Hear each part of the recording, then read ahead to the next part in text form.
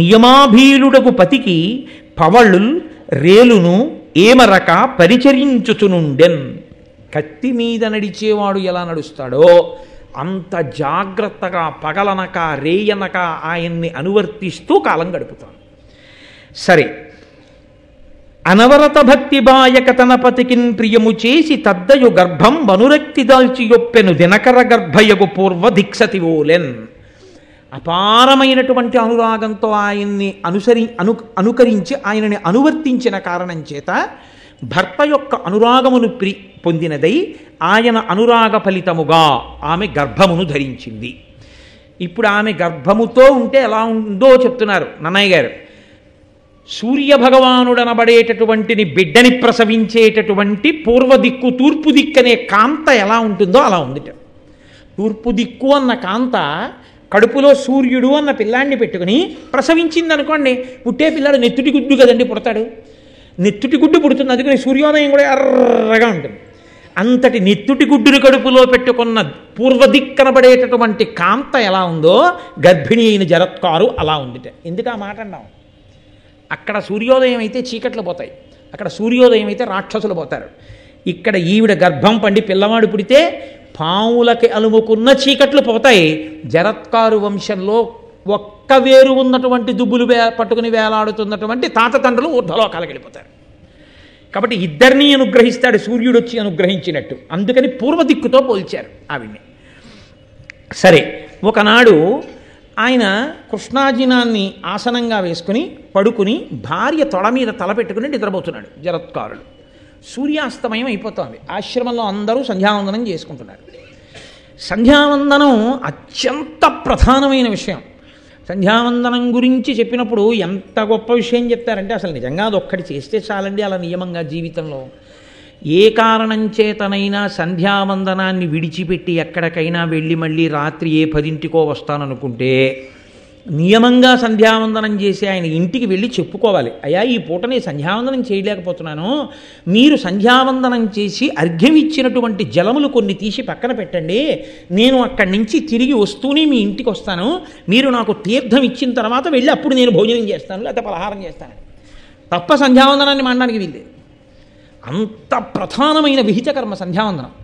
అందరూ సంధ్యావందనం చేస్తున్నారు, ఈయన నిద్రపోతున్నాడు. పైగా సూర్యోదయ సమయమునందు నిద్రపోకూడదు, నిద్రపోయినా కొంత క్షమార్పణ ఉంటుంది. సూర్యాస్తమయ సమయంలో ఎట్టి పరిస్థితుల్లో నిద్రపోకూడదు. కాబట్టి నిద్రపోతున్నాడు ఒక తప్పు, సంధ్యావందనం చెయ్యట్లేదు ఒక తప్పు. లేపకపోతే వేళ పట్టున సంధ్యావందనం చెయ్యాలి కదా, చేస్తానని నీకు తెలుసు కదా, నేను నిద్రపోతున్నానని లేపకపోవడం నా ధర్మాన్ని చెరచడం, నన్ను అగౌరవపరచడం కాదా? మీ అన్న ఇంటికి వెళ్ళిపోంటే. 2, నిద్రపోతున్న వాడిని లేపడం కన్నా మహాపాపం లోకంలో ఇంకోటి లేదు. అందుకే నిద్రపోతున్న వాడిని నిద్ర లేపితే ధర్మకార్యం చెప్పి నిద్ర లేపాలి. ఏదో ధార్మికమైనటువంటిది ఏదో చెప్పాలి, చెప్పి నిద్ర లేపాలి. ఏది ధర్మం చెప్పకుండా నిద్ర లేపితే మహాపాపాన్ని తీసుకెళ్ళి నిద్ర లేపిన వాడి ఖాతాలో వేస్తారు. ఒరే లేచి చదువుకొని లేపకూడదు. ఒరే తెల్లవారే ముందు లేచి ఈశ్వరుడికి నమస్కారం చెయ్యాలి కదరా. సూర్యోదయం అయ్యేటటువంటి కాలం బ్రాహ్మీ ముహూర్తం దగ్గరకు వచ్చింది, లేచి ఈశ్వరుడికి నమస్కారం చెయ్యి అనాలి.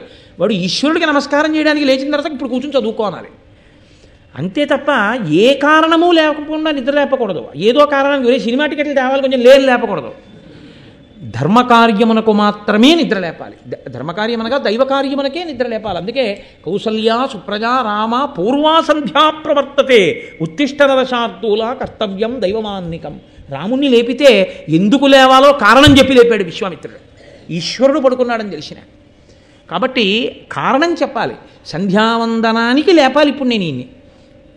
కాబట్టి ధర్మలోపం జరగదు, లేపితే తప్పు కాదు. కానీ నేను నిద్రపోతుంటే ఎందుకు లేపావని కోప్పడితే సరే, నేను నిద్రపోతుంటే ఎందుకు లేపావని కోప్పడినా పర్వాలేదు నాకు, ఎందుకని ఆయన ధర్మం నిలబెట్టిందాన్ని అయ్యాను కాబట్టి నిద్ర లేపేస్తాను అని ఆయన నిద్ర లేపి ఆశ్రమంలో అందరూ సంధ్యావందనం చేసుకుంటున్నారయా, నువ్వు కూడా సంధ్యావందనం చేసుకోవాలి కదా, లేవండి నిద్ర అంది ఆవిడ. అంటే ఆయన వెంటనే దిగ్గున నిద్ర లేచారు. అంటే ప్రతి చిన్న విషయాన్ని ఎందుకు చూపిస్తారో తెలుసా అండి? ధర్మము ఎంత గొప్పదో చూపించడం కోసం. అసలు ఇంట్లో అలా నిద్ర లేపడం అన్నది ఒక్కటి అలవాటైతే ఇల్లంతా బాగుంటుంది. భార్య భర్తని లేపినా, భర్త భార్యని నిద్ర లేపినా ధర్మం చెప్పి నిద్రలేపాలి. కాబట్టి ఇప్పుడు ఆయన లేచన్నాడు, దేనికి లేపావు? నిద్రపోతున్నవాణ్ణి లేపడం తప్పని నీకు తెలియదా? నా పట్ల అగౌరవం కాదా అన్నాడు. అంటే ఆవిడంది, కాదు, ధర్మం చెడిపోతోంది, అవతల సూర్యాస్తమయం అవుతోంది, సంధ్యావందనం చేయాలి మీరు, కాబట్టి మరి నేను నిద్ర లేపకపోతే మీ ధర్మం పాడవుతుంది, మీ ధర్మం పాడవకూడదు కాబట్టి నిద్ర లేపాను, ఇందులో అగౌరవం ఎక్కడుంది అని. ఆయన ఏమన్నాడో తెలుసా అండి? ఇనుడస్తమింపబోగిన అనగా బోధింపవలెననప్పుడు నా మేల్కనునంతకు నుండక ఇనుడొనరగా అస్తాత్రికేగ నోడడే చెప్పుమా. ఏమన్నావు? నేను నిద్రపోతుండగా నేను లేచి సంధ్యావందనం చెయ్యక ముందు సూర్యుడు అస్తమించడమే. ఎంత ధైర్యం సూర్యుడికి! జరత్కారుడు నిద్రపోతున్నాడు, నేను కానీ అస్తమించానా ఆయనకి ధర్మలోపం వస్తుంది. కాబట్టి జరత్కారుడు నిద్రలేచే వరకు నేను అస్తమించని సూర్యుడు ఉండిపోతాడంతే. నా తపో ప్రభావం అటువంటిది, నా శక్తి అటువంటిది. నేను నిద్రలేచే వరకు సూర్యుడు అస్తమించాడు. నా గురించి సూర్యుడు అంత భయపడతాడు. సూర్యుడు నా యొక్క శక్తిని అంతగా లెక్క కట్టినవాడు.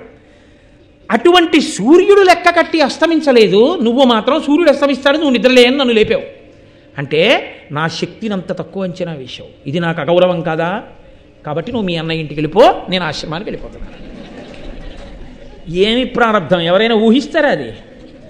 ఆవిడ అన్నగారింటికి వెళ్ళిపోయింది, ఆయన ఆశ్రమానికి వెళ్ళిపోయాడు. పైగా చెప్పాడు, నువ్వు బెంగ పెట్టుకోకు, నీ కడుపులో అగ్నిహోత్రుడు సూర్యుడు ఎటువంటి వాళ్ళో అటువంటి తేజోవంతుడు పెరుగుతున్నాడు, ఆ బిడ్డడు చాలు మన జన్మ తరించింది.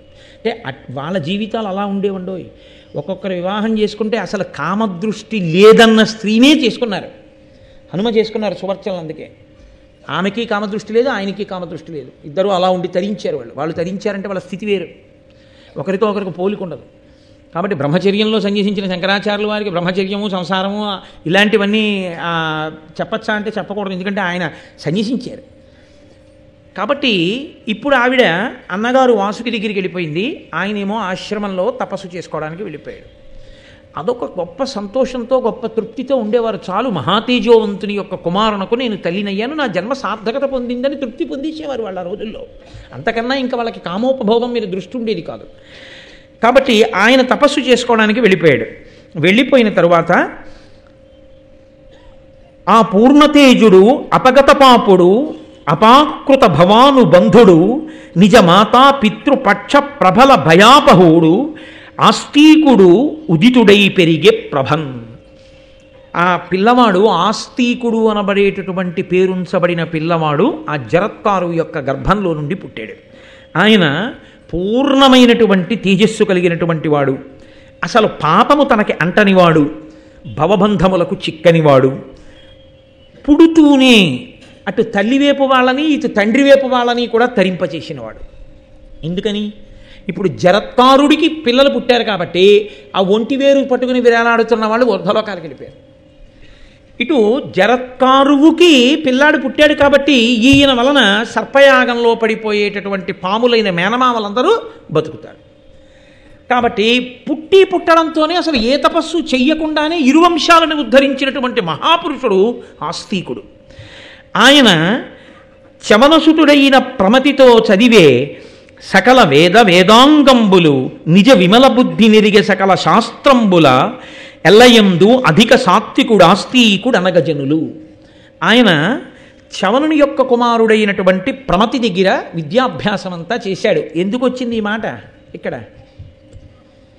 ఎక్కడ విడిచిపెట్టిన కథ ఇక్కడికి వచ్చి మళ్ళీ కలుసుకుంది. మీతో నేను ప్రారంభం చేసినప్పుడు భృగువంశంలో పుట్టినటువంటి భృగువు పులోమ అనేటటువంటి తన భార్యని అగ్నిశాలలో అగ్నిని రక్షిస్తుండని చెప్పి స్నానానికి వెడితే పులోముడనబడేటటువంటి రాక్షసుడు వచ్చి అగ్నిహోత్రుణ్ణి ఈమె ఎవరు అని అడిగి ఆ పులోమని ఎత్తుకుని తీసుకెళ్ళిపోతుంటే పంది రూపంలో ఆమె గర్భం నుంచి జారిపడిన చవనుడు కన్నులు తెరిచి చూసినంత మాత్రం చేత ఆ పులోముడన్న రాక్షసుడు మరణిస్తే ఆమె పిల్లాన్ని ఎత్తుకుని వధూసరా అని ఆవిడ కన్నుల వెంట కారిన నీరు నదిగా మారితే బ్రహ్మగారు దానికి పేరు పెడితే ఆవిడ తిరిగి వస్తే ఎవరు చెప్పారు నువ్వు పులోమ అని అడిగితే అగ్నిహోత్రుడంటే అగ్నిహోత్రుడు సర్వభక్షకుడు అవుతాడంటే బ్రహ్మగారు వచ్చి నువ్వు సర్వభక్షకుడైనా పవిత్రుడుగానే ఉంటావంటే ఆ పుట్టినటువంటి చవనుడనే అనేటటువంటి పిల్లవాడు శర్యాతి యొక్క కుమార్తె అయినటువంటి సుకన్యని వివాహం చేసుకుంటే ఆ చవనునికి సుకన్యకి కలిపి ఇదిగో ఇప్పుడు ఈయన చదువుకున్నటువంటి ప్రమతి అనబడేటటువంటి పిల్లవాడు పుడితే ఆ ప్రమతికి ఘృతాచికి కలిపి పుట్టినటువంటి వాడు రురుడైతే ఆ రురుడు విశ్వావసువు మేనక కలిసినప్పుడు పుట్టినటువంటి పిల్ల అయిన ప్రమద్వర స్థూలకేశుడు అనేటటువంటి ముని ఆశ్రమంలో పెరుగుతున్నప్పుడు ఆమెని పాము కరిస్తే పెళ్లి చేసుకుందాం అనుకున్నప్పుడు ఆయన తన తపస్సు ధారపోస్తానంటే దేవదూత వచ్చి మాట్లాడితే తన ఆయుర్దాయంలో సగభాగం ఇస్తే ప్రమద్దర బతికితే ప్రమద్దరని పెళ్లి చేసుకున్న రురుడు పాముల మీద కోపం వచ్చి కనపడిన పాముల్ని కర్రపెట్టి కొడుతుంటే ఒక పొదలో డుండుబం అనేటటువంటి ఒక వృద్ధ పాము కనపడితే ఆ విషం లేని పాము పైకి లేచి నేను సహస్రపాదుడనేటటువంటి మునిని ఖగముడు అనబడేటటువంటి నా స్నేహితుడి మీద గడ్డిపాము వేయడం వల్ల ఆయనకి కోపం వచ్చి నువ్వు విషం లేని పామువై రురుడు కర్రతో కొట్టినప్పుడు నీకు శాప విమోచనం అవుతుందని అనుగ్రహిస్తే అదిగో ఆ రురుడు కర్రబట్టుకుని కనబడితే స్థూలకేశుడికి ఆ సహస్రపాదుడికి ఆ రోజున శాప విమోచనమైతే ఆయన రురుడికి ధర్మమంతా చెప్పిన తర్వాత బ్రాహ్మణ ధర్మాన్ని తెలుసుకుని ఆయన హింసా కార్యాన్ని విడిచిపెడితే అదిగో ఆ రురుణ్ణి చూసినటువంటి ఆ సహస్రపాదుడు ఆ రోజున నీ తండ్రి అయినటువంటి ప్రమతి యొక్క శిష్యుడైన ఆస్తికుడు స్వయాగాన్ని ఆపాడు, నువ్వు పావుల్ని చంపుతావేరా అన్నాడంటే ఈ మాటలు వింటున్నటువంటి సౌతి పురాణం చెప్తున్నప్పుడు శౌనకాది మహర్షులందరూ కూడా ఎవరా ఆస్తికుడని అడిగితే వినతాకదురు ఆ కథ దగ్గర నుంచి ఇదిగో ఇవాళ ఇప్పుడు పుట్టినటువంటి ఆస్తికుడి వరకు కథ వచ్చింది. దాన్ని మీరు అలా కలుపుకోండి. కాబట్టి ఇప్పుడు ఈ ఆస్తికుడు చవనుని యొక్క కుమారుడైన ప్రమతి దగ్గర చదువుకున్నాడు. చదువుకుని విద్యాభ్యాసం చేసి సర్వశాస్త్రములను నేర్చుకున్న తర్వాత ఈయన పరమ సంతోషంగా పెరిగి పెద్దవాడయ్యాడు. ఇప్పుడు కథ మళ్ళీ ఇంకొక భాగం వైపుకి వెడుతోంది. పరీక్షిన్ మహారాజు గారి దగ్గరికి ఉదంకుడు వెళ్ళాడు. వెళ్ళి సర్పయాగం చెయ్యమని తన కోపాన్ని జనమేజయుడి మనసులోకి ప్రవేశించేటట్టుగా మాట్లాడాడు. మాట్లాడితే జనమేజయుడు అన్నాడు, ఈ ఉదంకుడు నా తండ్రిని తక్షకుడు కరిస్తే చనిపోయాడు అంటున్నాడు, నా తండ్రి ఎలా మరణించాడో ఓసారి చెప్పండి అన్నాడు మంత్రుల్ని. అంటే ఆ మంత్రులు లేచి పరీక్షితుతో అన్నారు, అభిమన్యునకు విరాటాత్మజయైన ఉత్తరకొను పుట్టిన ధర్మమూర్తి కౌరవాన్వయ పరీక్షయమున ఉదయించి ప్రథం పరీక్షితుడు నా బరగువాడు ధర్మార్థకామముల్ తర్పక సలుపుచు పూని భూప్రజనెల్ల పుణ్యచరిత అనగుడై రక్షించి 67 రాజ్యంబు చేసిన రాజ వృషభుడు అధిక ధర్మమార్గుడైన నీ ఎట్టి సత్పత్రు బడసియున్న పుణ్యుడు అన్యనాథ మకుట మణి గణ ప్రభారంజిత పాద పంకజుండు భరతనిభుడు. నీ తండ్రి అయినటువంటి పరీక్షిత్తు ఉత్తర విరాట్రాజు యొక్క కుమార్తె అయినటువంటి ఉత్తరని అభిమన్యుడు వివాహం చేసుకున్నప్పుడు అభిమన్యుడికి ఉత్తరకి పుట్టినవాడు నీ తండ్రి అయిన పరీక్షిత్. ఆ పరీక్షిత్తు నీ తాత అయినటువంటి అర్జునుడితో సమానం. ఎందుకని? ఈ పరీక్షిత్ ఇప్పుడు వింటున్నటువంటి జనమేజయుని యొక్క తండ్రి పరీక్షిత్, పరీక్షిత్ యొక్క తండ్రి అభిమన్యుడు, అభిమన్యుని యొక్క తండ్రి అర్జునుడు, అర్జునుని యొక్క తండ్రి పాండురాజు. వంశంలో పోలికలు వస్తాయనడానికి పోలిక ఏమిటో తెలుసా అండి? ఎక్కడో ముత్తాత పాండురాజుకి వేట అంటే ఇష్టం, అదే పోలికి ఇప్పుడు వచ్చింది పరీక్షిత్తుకి. ఆ వేట కోసమే వెళ్ళి అదిగో ఆ శమీకుడనబడేటటువంటి ఋషి యొక్క మెడలో చచ్చిపోయిన పావునేశాడు. వంశంలో ఉన్న పోలికలు పిల్లలకు వస్తాయంటే అది అందుకే వంశంలో 7 తరాలు అటు ఇటు చూసి పిల్లనిస్తారు, లేకపోతే అట్లాంటి అఘాయిత్యం ఉన్నవాడు ఇక్కడ పుడితే అందుకని. కాబట్టి అదిగో అభిమన్యుడికి విరాటరాజపుత్రి అయినటువంటి ఉత్తరకి పుట్టినటువంటి ధర్మమూర్తి నీ తండ్రి కౌరవాన్వయ పరీక్షయమునను దయించి పరీక్షితుడు నా బరగువాడు. ఆయన కురువంశం, కురువంశంలో ఉన్నటువంటి వాళ్ళే పాండవులు కూడా, కాబట్టి కౌరవులే.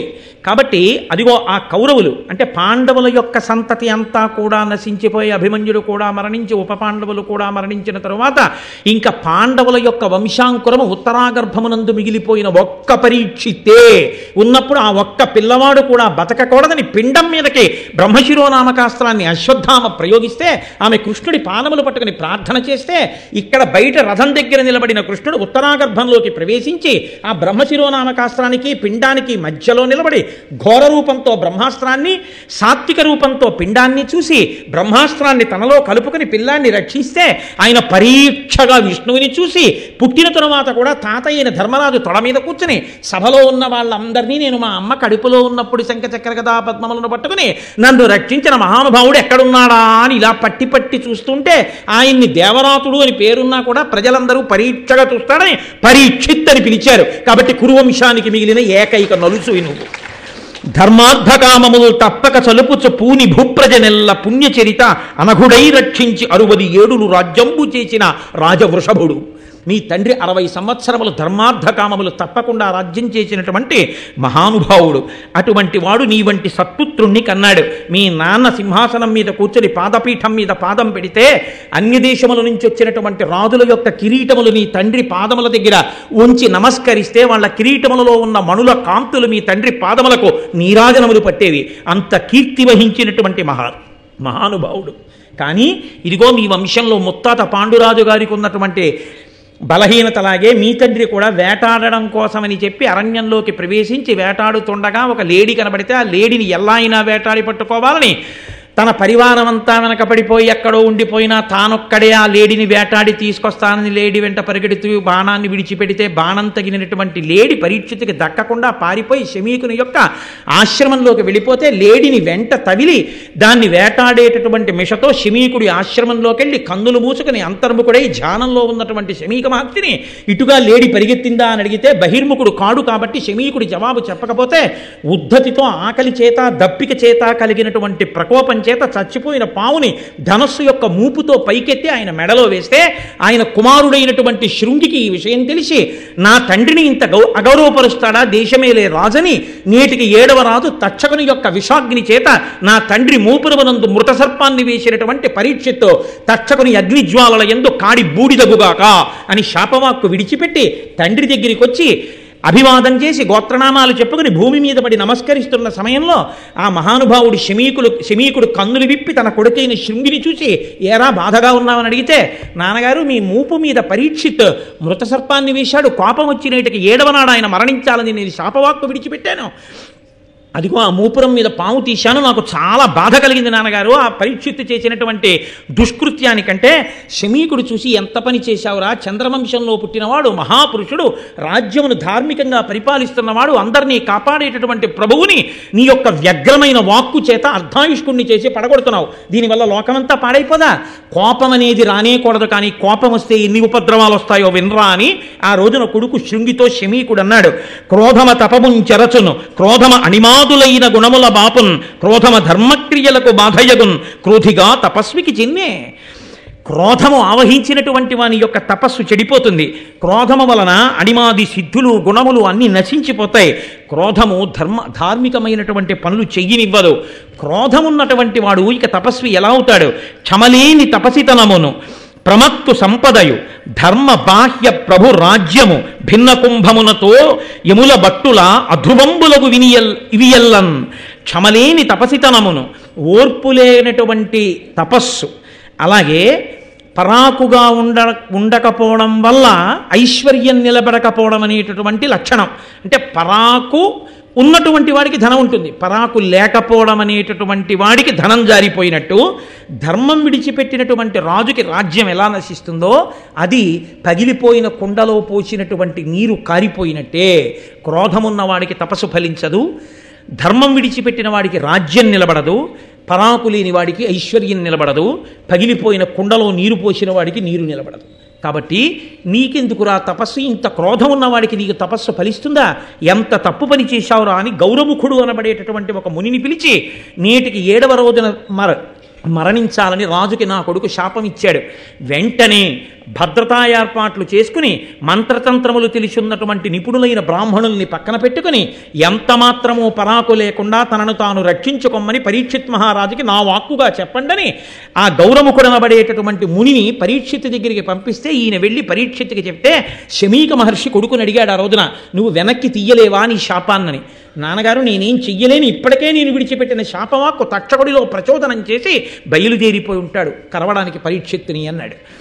ఆ మాట చెప్పినట్టుగానే మహానుభావుడు బయలుదేరి గబగబా వచ్చేస్తున్నాడు. వచ్చి ఇంకా పరీక్షిత్తుని కాటు వెయ్యాలి, అది 7వ రోజు. ఇంకా ఆ ఒక్క రోజు దాటిపోయిందా ఇక పరీక్షిత్తు బతికేస్తాడు. కాబట్టి ఆయన ఒక పెద్ద ఒంటి స్తంభపు మేడ కట్టుకుని మంత్రతంత్రములు తెలుసున్న వాళ్ళందరినీ పక్కన పెట్టుకుని సకలోర్వీషుడు అతి ప్రయత్నపరుడై సర్వక్రియా దక్ష తక్షకోటుల్ పనిసేయగా ఘనతరైక స్తంభహర్మ్యంబు తక్షక భీతిని రచయించి పంచి దృఢరక్షం దానిలో నుండి బాయక రాత్రిన్ దివ జాగరూక హిత భృత్యామాచ్య వర్గంబుతోన్.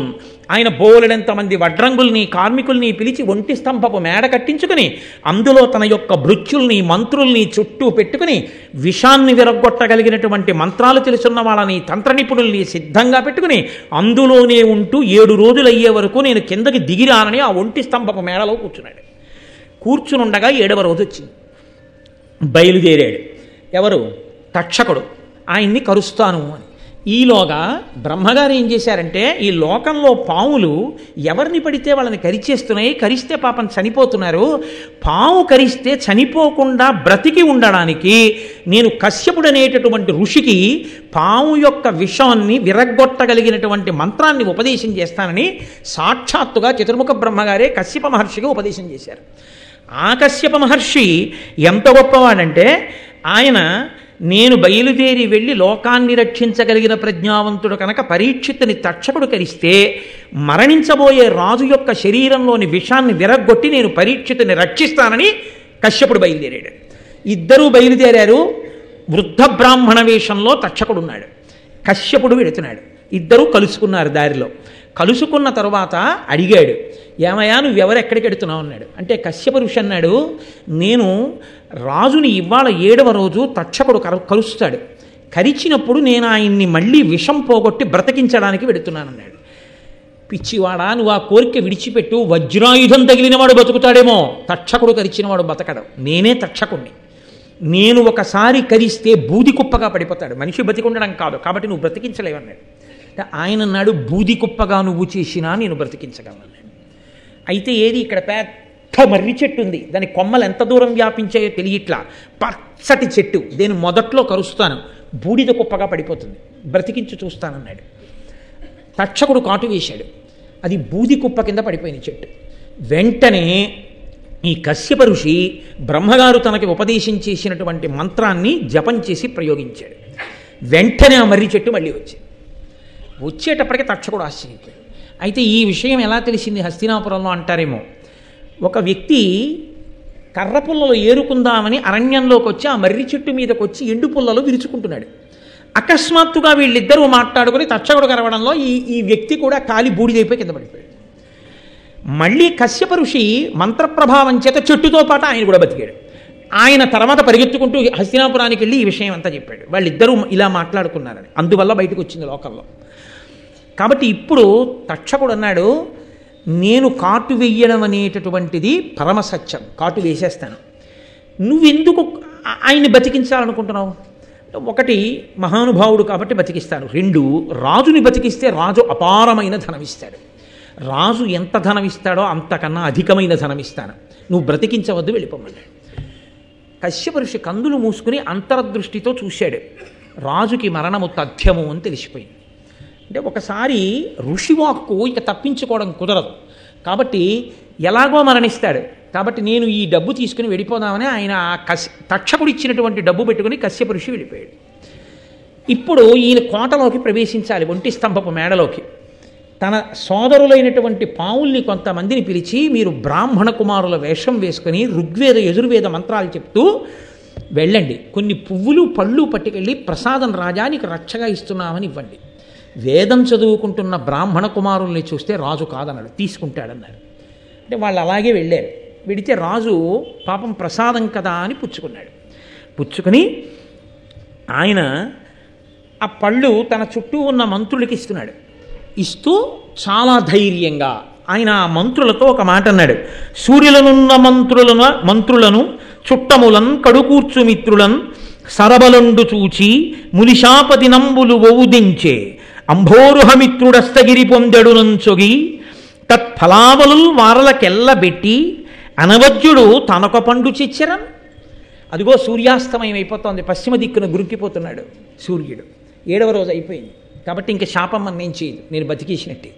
కాబట్టి ఇది ప్రసాదం బ్రాహ్మణ కుమారులు తెచ్చారు, మీరు తినండి అని వాళ్ళందరికీ పెట్టి ఒక పండు తీసి నేను తింటానని ఆ పండుని ఇలా విప్పాడు. విప్పగానే కొనివ్రొచ్చుడు లోపల నల్లని క్రిమియై తోచి చూడలత్తుకవర్ణంబున పామి విషవహ్నులు తనుకగా గురువీరు కరచి తక్షకుడరియన్. ఆ పండిలా విప్పేటప్పటికే నల్లటి గుడ్లతో ఒక పురుగు కనపడింది.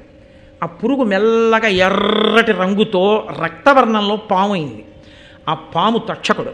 అది వెంటనే రాజుని కరచి పెద్ద స్వరూపాన్ని పొంది అగ్నిహోత్రాన్ని చిమ్మి అక్కడ ఉన్నటువంటి మేడని కూడా కాల్చేసి దూకి పారిపోయింది. అలా నీ తండ్రి చచ్చిపోయాడయా అన్నాడు. అంటే జనమేజయుడి మనసు ఎలా ఉంటుంది?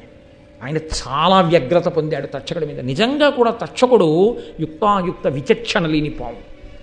కాబట్టి ఇప్పుడు మంత్రులు అన్నారు, కాదన కిట్టిపాటి అపకారము తక్షకుడేక విప్ర సంబోధన చేసే నృపపుంగవ, నీవు అనేక భూసురాపాదిత సర్పయాగమున భస్మము చేయుము, తక్షకాది కాకోదర సంహతిన్ హుతమహోగ్ర సమగ్ర శిఖాచయంబులన్. ఒక్క బ్రాహ్మణుడు అలా అన్నాడని, తక్షకుడి చేతిలో చచ్చిపోవాలి పరీక్షిత్ అన్నాడని, ఆ బ్రాహ్మణుడి మాట నిజం చేయడానికి తక్షకుడు ఇంత పన్నాగం పన్ని మీ నాన్నని చంపేశాడు. మీ నాన్న మంచితనాన్ని దేన్ని పరిగణలోకి తీసుకోలేదు. ఏమి బ్రాహ్మణ వాక్కుకు అంత గౌరవం ఇచ్చాడుగా. ఏది, నువ్వు బ్రాహ్మణుల్ని తీసుకొచ్చి యాగం చేయి, యాగం చేసి మొత్తం పావుల సంతతంతటిని అగ్నిహోత్రంలో పారాయి, తక్షకుడిని కూడా పిలు, ఆయన్ని కూడా పడమను.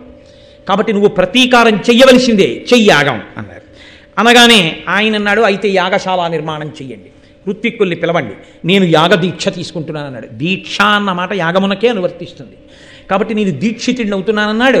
యాగశాల నిర్మాణం చేశారు. యాగశాల నిర్మాణం చేసినా, ఇల్లు కట్టినా వాస్తు అన్నదానికి దాని యొక్క ప్రభావం దానికి ఉంటుంది అని శాస్త్రం చెప్తాం. ఎవరు ఏ మాటలు చెప్పినా మనం శాస్త్రాన్ని నమ్మిన వాళ్ళమైనప్పుడు మనం అలాగే మాట్లాడవలసి ఉంటుంది, మనం అలాగే పాటించవలసి ఉంటుంది.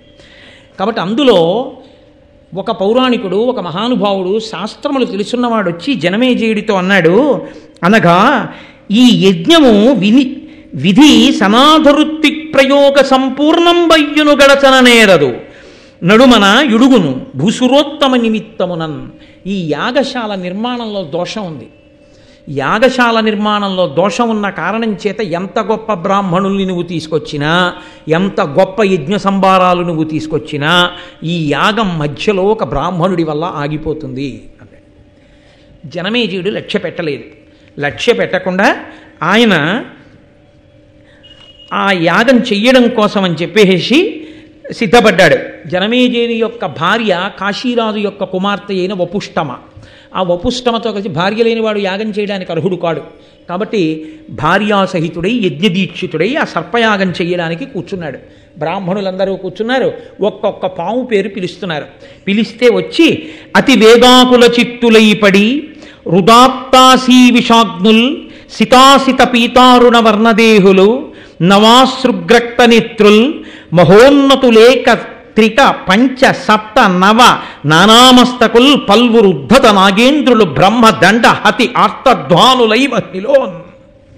బ్రహ్మదండం పెట్టి కొడితే పడిపోయినట్టుగా ఒక్కొక్క పేరు చెప్పి బ్రాహ్మణులు పిలుస్తుంటే ఋత్విక్కులు 1 పడగ పాము, 3 పడగల పాములు, 5 పడగల పాములు, 9 పడగల పాములు, పెక్కుతలలు కలిగినటువంటి పాములు, పసుపు రంగు పాములు, తెల్ల రంగు పాములు, ఎర్ర రంగు పాములు, నల్ల రంగు పాములు, పొడుగు పాములు, పొట్టి పాములు, లావు పాములు, సన్న పాములు, ఇన్ని పాములు ఆకాశంలో గిరగిరా తిరుగుతూ విషాన్ని చిమ్ముతూ అగ్నిహోత్రంలో పడిపోయి తలలు పగిలిపోతుంటే పెటిల్ల శబ్దం చేస్తూ అరుస్తూ విషం జిమ్ముతూ అగ్నిహోత్రంలో కాలిపోతుంటే దిక్చక్రమంతా సర్పముల యొక్క వింతధ్వనులతో మారుమోగిందిట. అలా అందరూ చిత్ర విచిత్రంగా ఇదేమి యాగమని చూస్తుండగా ఆకాశంలోంచి రంగురంగుల పాములు, అనేక తలల పాములు వచ్చి ఆ యాగంలో పడిపోయి అగ్నిహోత్రంలో కాలిపోతున్నాయి. తక్షకుడు భయపడిపోయి తక్షకుడతి భీతుండై ఈ క్షణమున అరిగే సురగణాధిప నన్ను రక్షింపుమయనుచు ఆ పురందరు కడకు. తక్షకుడు భయపడిపోయి, దేవేంద్రుడు ఆయనకి స్నేహితుడు, వెళ్ళి రక్షించు రక్షించు రక్షించు అని ఇంద్రుడి చాటున దాక్కున్నాడు. ఇంద్రుడు బ్రహ్మగారు చెప్పిన మాట విని, కొన్ని పాములు బతుకుతాయన్న మాట విని, ఆగరా కంగారు పడకు, ఆ యాగాన్ని ఆపుతాడు ఒక బ్రాహ్మణుడు వచ్చి, నువ్వు బ్రతుకుతావు, అలా కూర్చో, బెంగ పెట్టుకోకని చెప్పి ఆయన ఆ తక్షకుణ్ణి ఇంద్రలోకంలో కూర్చోపెట్టాడు. ఇంతలోకే మహానుభావుడు వాసుకి గబగబా పరిగెత్తుకుంటూ చెల్లెలి దగ్గరికి వెళ్ళాడు. వెళ్ళి, అమ్మా, ఈ మహానుభావుడు జనమేజయుడు చేస్తున్న యజ్ఞంలో నీ సోదరులమైనటువంటి మా జాతి అంతా పడిపోతోంది. ఇప్పటికే కొన్ని లక్షల పాములు కాలిపోయాయి. వెంటనే నా మేనల్లుడైన ఆస్తికుణ్ణి పంపించమ్మా, నీ పేరు జరత్కారు, నిన్ను జరత్కారునకిచ్చి వివాహం చేసింది మీ ఇద్దరికీ పుట్టే పిల్లాడి వల్ల సర్పజాతిని కాపాడడానికి, కాబట్టి వెంటనే నీ కొడుకుని పంపు అన్నాడు. అంటే కడవడి మున్ను నింగడుకొని పడినవియు కాని కద్రాసుతులన్ పడనీకింక అవశ్యము నుడిగింతును సర్పయాగ మోడకుడింకన్. మీరు బెంగ పెట్టుకోకండి, పడిపోయిన కద్రోపుత్రులు పడిపోయారు, మిగిలిన వాళ్ళని రక్షించే భారం నాది అని ఆస్తికుడు బయలుదేరి జనమేజయుడు చేస్తున్నటువంటి ఆ సర్పయాగశాలలోకి ప్రవేశించాడు. ప్రవేశించగానే మహాతేజోమూర్తి ఆ ఆస్తికుడు నడిచొస్తుంటే రాజు ఋత్విక్కులు అందరూ ఆయన వంక చూస్తున్నారు. ఆయన అన్నాడు, రజనీనాథ కులైక భూషణుడవై రాజర్షివై ధారుణీ ప్రజనెల్లం దయతోడ ధర్మచరితం బాలించుతున్ దుంటి ధర్మజు నాభాగు భగీరథున్ దశరథున్ మాంధాతృ రామున్ రఘున్ విజయున్ పోలితి సద్గుణంబుల జగద్విఖ్యాత పరీక్షిత. మహానుభావ పరీక్షిత్తు, నీవు రజనీనాథ కులైక భూషణుడవై రాజర్షివై చంద్రవంశంలో పుట్టినటువంటి గొప్ప రాజువై రాజర్షివై ప్రజలందరినీ దయతో ధర్మంతో పరిపాలన చేస్తూ ఆనాడు ధర్మరాజు నాభాగుడు భగీరథుడు దశరథుడు మాంధాత రాముడు రఘుమహారాజు అర్జునుడు ఎలా పరిపాలన చేశారో అలా పరిపాలించావయ్యా. కువలయంబున వారి కోరిన కోర్కికిం తగనీవు పాండవకులంబు వెలుంగ పుట్టి దృఢంబుగా నృపలక్ష్మితో అవని రాజ్యభరంబు దాల్చిన అంత నుండి మఖంబులంది విరియిష్ట ధనంబులిచ్చుట తృప్తులైరి మహాద్విజుల్. నాయన, ఈ భూమండలానికంతటికి నువ్వు చక్రవర్తివైన తరువాత నీ రాజ్య పరిపాలనలో నువ్వు అనేకమైన యజ్ఞయాగాది క్రతువులు చేస్తూ ఋత్విక్కుల్ని పిలిచి నువ్వు ఇచ్చినటువంటి సంభావనల చేత, ఆ యజ్ఞ దీక్షితులైనటువంటి ఋత్విక్కులకి నువ్వు ఇచ్చినటువంటి దక్షిణల చేత బ్రాహ్మణులందరూ ఎంతో తృప్తి పొంది ఉన్నారు. ఈ స్తోత్రం చెయ్యడంలో ఒక రహస్యం ఉంది, దాని చివర మీకు దాన్ని చెప్తాను. వితతమఖ ప్రయోగ విధివిత్తము ఉత్తమధీయతుల్ జగన్నుత సుమహాతపోధనులు అనుగ్రహ నిగ్రహ శక్తియుక్తులీకృతువున ఋత్వికుల్ కమలగర్భ సమానులు పూర్వ దిక్పతి క్రతువున యజకోత్తముల కంటే ప్రసిద్ధులు సర్వ విద్యలం. నువ్వు ఇక్కడ నిమంత్రణం చేసినటువంటి ఋత్విక్కులున్నారే, వాళ్ళు ఆగ్రహించినా అనుగ్రహించినా ఏదైనా చెయ్యగలిగినటువంటి సమర్థులు. ఒకానొక నాడు బ్రహ్మగారు చేసినటువంటి యజ్ఞం ఉందే పూర్వదిక్కున, ఆ చేసినటువంటి యజ్ఞం కన్నా ఇవాళ నువ్వు చేస్తున్నటువంటి యజ్ఞం, ఇక్కడ కూర్చున్నటువంటి ఈ ఋత్విక్కులు గొప్పవాళ్ళయా.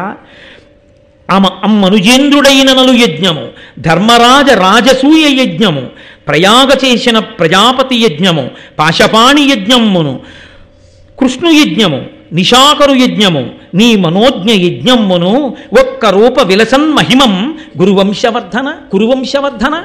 ఓ కురువంశవర్ధన, పరీక్షిత్తు, నువ్వు చేసినటువంటి ఈ యాగం ఎంత గొప్పదో తెలుసా? ఒకనాడు మహారాజైనటువంటి నలుడు చేసిన యజ్ఞం, ధర్మరాజు చేసిన రాజసూయాగం, ప్రయాగలో బ్రహ్మగారు చేసినటువంటి యజ్ఞం, పాశం చేతిలో పెట్టుకునేటటువంటి వరుణుడు చేసినటువంటి యజ్ఞం, కృష్ణుడు చేసినటువంటి యజ్ఞం, చంద్రుడు చేసినటువంటి యజ్ఞం, నువ్వు చేసిన యజ్ఞం, ఇవయ్యా యజ్ఞాలంటే. ఎంత గొప్ప యజ్ఞం చేశావయ్యా. అసలు యజ్ఞాలకన్నిటికీ నీ యజ్ఞం ఎందుకు గొప్పదో తెలుసా? ఒక మహానుభావుడు ఇక్కడ కూర్చున్నాడు ఈ యజ్ఞంలో. విద్వన్ముఖ్యుడు ధర్మమూర్తి త్రిజగద్విఖ్యాత తేజుండు కృష్ణద్వైపాయనుడే గుదించి సుత శిష్య బ్రహ్మ సంఘంబుతో సద్వద్యుండు సదస్యుడయ్యే అని శక్యంబె వర్ణింప సాక్షాత్ విష్ణుండవ నీవు భూపతులలో కౌరవ్య వంశాగ్రణి. మహానుభావుడు, అపారమైన విద్వత్తు కలిగిన వాడు, ధర్మమూర్తి, 3 లోకములయందు ఖ్యాతి గడించినటువంటి వాడు, కృష్ణద్వైపాయనుడన్న పేరు కలిగినటువంటి వాడు, వేదవ్యాసుడు శిష్య ప్రశిష్యులతో వచ్చి ఈ యాగంలో కూర్చుని ఈ యజ్ఞాన్నంతటినీ పరీక్షిస్తున్నాడు, పరిశీలనం చేస్తున్నాడు. అంతటి మహానుభావుడు వచ్చి కూర్చున్నాడంటే ఈ యాగం ఎంత గొప్పదో ఇంకా వేరే చెప్పాలా నాయన? ఆర్తిహర క్రియాభిరతుడై కృతసన్నిధి అయి ప్రదక్షిణావర్త శిఖగ్రహస్తముల వహ్ని మహాద్విజ దివ్యమంత్ర నిర్వర్తిత హవ్యముల్ కొనుచు వారిజవైరి కులీష నీకు సంపూర్త మనోరథంబులను పుణ్యఫలంబులనిచ్చుచుండెడన్. నువ్వు చేసేటటువంటి యాగాల్లో అగ్నిహోత్రుడు సంతతము నీ పక్కన కూర్చుని హవిస్సులను స్వీకరిస్తూ కుడి పక్కకి తిరిగేటటువంటి జ్వాలలు కలవాడై, అంటే శుభశకునంతో నిరంతరము నీ కోర్కెలను ఈడేర్చేవాడగుగాక, నీవు అంత కీర్తివంతుడవగుగాక అని ఆశీర్వచనం చేశాడు. అంటే ఇంత కీర్తి గణించిన వంశంలో పుట్టినవాడివి, ఇంత దయాళువి, ఇంత పేరు తెచ్చుకున్నవాడివి, ఇంతమంది పెద్దల్ని కూర్చోబెట్టి యాగం చేస్తున్నవాడివి, ఇంతకుముందు నీ యాగాలు చేసిన వాడివి, ఇంత దాన ధర్మాలు చేసిన వాడివి, ఏదో నిమిత్తం లేకుండా నింద లేకుండా బొందిపోతుందా? ఏదో కారణానికి మొత్తం మీద తండ్రి పడిపోవలసి వచ్చింది, పడిపోయాడు. ఆ నింద కాకపోతే వేరో కారణానికి వెళ్ళిపోతాడు. దానికి మనసులో క్రౌర్యం పెట్టుకుని యాగం చేసుకుని నీ చరిత్రకంతటికి మచ్చ తెచ్చుకుంటావా? చెయ్యవచ్చా ఇలాంటి యాగాలు? ఆంతరమైనటువంటి ప్రశ్న. వెంటనే చాలా సంతోషించి ఆయన అన్నాడు, ఆ జనమేజయుడు, మహానుభావ, నీ దివ్యమైనటువంటి తేజస్సు, నీ వాక్కులు చూస్తుంటే చాలా సంతోషంగా ఉందయా, నీకేం కావాలి చెప్పిచ్చేస్తానన్నాడు. వెంటనే ఆస్తికుడు అన్నాడు, మానిత సత్యవాక్య అభిమన్యుకులోద్వ శాంతమన్యు సంతానుడవై దయాభినిరత స్థితి నీవు మదీయ బంధు సంతాన మనోజ్వరంబు పరతంబుగా నాకు ప్రియంబుగా మహోర్వీనుత సర్పయాగముడి వింపము కావుము సర్పసంహతిన్. నీవు నా బంధువులైనటువంటి సర్పములన్నీ ఇందులో పడిపోయి ఇలా కాలిపోయి మరణించకుండా వాళ్ళ మనోవేదన తీరేటట్టుగా, నేను సంతోషించేటట్టుగా నీవు దయతో, ప్రాణుల పట్ల కక్ష పెంచుకోవడం అనేటటువంటిదే విషం, ప్రాణుల పట్ల దయ పెంచుకోవడమే అమృతం. కాబట్టి నాయనా, నువ్వు వేరుగా అమృతం తాగక్కర్లేదు, దయతో ఉండడమే అమృతం తాగడం. కాబట్టి ఆ కక్ష అన్నది పక్కన పెట్టి దయ అన్నదాన్ని నీ మనసులోకి తెచ్చుకో. ఎందుకు ఇంతమందిని కాల్చాలి, ఒకడిని చంపినందుకు ఇంతమందిని చంపడమా అన్న భావనతో ఆలోచించు, నీకు చంపబుద్ధి ఇది. కాబట్టి పరమదయతో ఈ యజ్ఞాన్ని ఇక్కడతో ఇంకా ఆపు చేసి, చనిపోయిన వాళ్ళు చనిపోయారు, ఇంకా ఇప్పటికైనా ఆపితే నా బంధుకులం, నా తల్లివేపు బంధువులు సర్పాలు, మిగిలిన వాళ్ళు సంతోషిస్తారు. అనిన సదస్యులందరూ ప్రియంబున ఇట్టి విశిష్ట విప్రముఖ్యునకు మహాతపోధననకుంతకు పత్రునకెద్ది ఇచ్చినన్ ఘనముగ నక్షయంబగును కావున ఈ ద్విజనాథు కోర్కె పెంపున వృధసేయగాతకదు భూవలయేశ్వర ఇము నిమ్మితోన్. ఇటువంటి మహానుభావుడు, తేజోమూర్తి, తపశ్శాలి అయినటువంటి వాడు సభామంటపంలోకి వచ్చి నాకు ఇది కావాలి అని అడిగితే అది ఇచ్చినంత మాత్రం చేత అక్షయమైనటువంటి ఫలితాలను ఇస్తుంది. అంతటి మహానుభావుడు వచ్చి యాచించడమే గొప్ప. అటువంటి వాడు వచ్చి యాచించడం కన్నా అదృష్టం ఏముంటుందయా? ఇవాళ నువ్వు యాగం ఒకందుకు మొదలెట్టావు, నీ అదృష్టం పండి ఆయన ఒకందుకు వచ్చాడు. ఆయన మనస్సులో పుట్టిన కోరిక తీర్చి నువ్వు ఈ యాగం ఆపేయి. ఆయన మనసు సంతోషించిందా, నువ్వు అపారమైనటువంటి పుణ్యాన్ని పొందుతావు. కొడుకంత పుణ్యం చేశాడా, నీ తండ్రి ఉన్నత గతులు పొందుతాడు. ఇంకింతకన్నా ఏం కావాలి? కాబట్టి ఆపేసే యాగాన్ని అన్నారు. వెంటనే ఆ యాగాన్ని ఆపు చేశారు. కానీ అప్పటికే అక్కడ ఉన్న ఋత్విక్కులు చెప్పినటువంటి మంత్రముల వలన తక్షకుడు అగ్నిహోత్రాన్ని వెదజల్లుతూ ఇంద్రుడి సింహాసనం నుంచి వేరైపోయి ఆయన ఆ మంత్రశక్తికి ఆగలేక ఆకాశంలో తన్నుకుంటూ వచ్చి హోమగుండంలో పడిపోతున్నాడు. పడిపోతుంటే వెంటనే ఆస్తికుడు ఆయనని, అలా ఉండు, నీకేం భయం లేదు, ఆగు, నువ్వు పడక్కర్లేదంటే యాగాగ్ని ఎందు అన్నాడు. ఆస్తికుని యొక్క నోటి మాట ప్రభావానికి అగ్నిహోత్రంలో పడిపోతున్న తక్షకుడు తప్పుకుని పక్కకి వెళ్ళి పడ్డాడు. పడి బ్రతికిపోయాడు. ఆ కారణం చేత ఇప్పటికీ ఎక్కడ ఆస్తికుని యొక్క కథని చెప్పుకుంటారో, ఎక్కడ ఆస్తిక మహర్షిని తలుచుకుంటారో అక్కడ ఎంత విషపూరితమైన సర్పములు తలలు దించేస్తాయిట. ఆస్తికుడి కథ విన్నవారి జోలికి, భక్తితో ఆయనకి నమస్కరించిన వారి జోలికి పాములు రావు. కాదు, అసలు వనర జరత్కారు మునీంద్రునకు జరత్కారునకు సుతుండైన మహామునివరు ఆస్తికుని ముదమున తలచిన ఉరగభయము పొందరు జనులు.